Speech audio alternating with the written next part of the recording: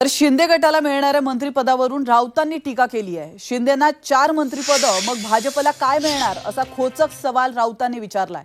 तर पळून गेलेल्यांमध्ये आता चलबिचल सुरू असल्याचं सूचक विधान देखील राऊतांनी केलंय। तर आपण पाहतोय शिंदे गटाला मिळणाऱ्या मंत्रिपदावरून राऊतांनी चांगलीच टीका केल्याचं पाहायला मिळतंय। शिंदेना 4 मंत्रिपदं, मग भाजपला काय मिळणार असा खोचक सवाल राऊतांनी विचारला।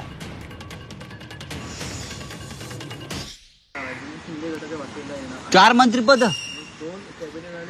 बापरे, मग भाजपला काय मिळणार? मी काल म्हणालो की त्यांना कदाचित जे उरलेले आहेत किंवा इतर त्यांचे जे निवडणूक पराभूत झाले आहेत त्यांना परदेशात हाय कमिशनर वगैरे नेमलं जाईल। मी काल म्हणालो ना, शक्यता आहे, एवढे विद्वान लोक आहेत, त्यांना साऊथ आफ्रिका, टांझानिया, नायजेरिया वगैरे वगैरे, अमेरिका, कॅनडामध्ये त्यांना आता प्रत्येकाला सामान घ्यायचं म्हटल्यावरती त्यांच्या कार्यकर्त्यांना आता अमेरिकेत हाय कमिशनर वगैरे नेमलं जाईल। हो,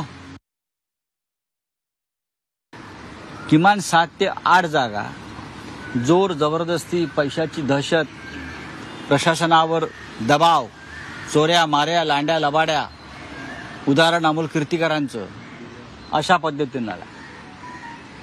नाहीतर महायुती म्हणून जो काय आहे त्यांना 10 जागा मिळाल्या नसत्या। आणि जे पळून गेलेत, जे बेईमान आहेत, त्यातले काही लोक असे आहेत की ज्यांच्या मनात चलबिचल सुरू आहे आणि त्यांचे संदेश, त्यांच्या मनातले तरंग जे उठत आहेत आत्ता, ते आमच्यापर्यंत पोहोचत आहेत। आता त्या तरंगाचं काय करायचं बघू आम्ही।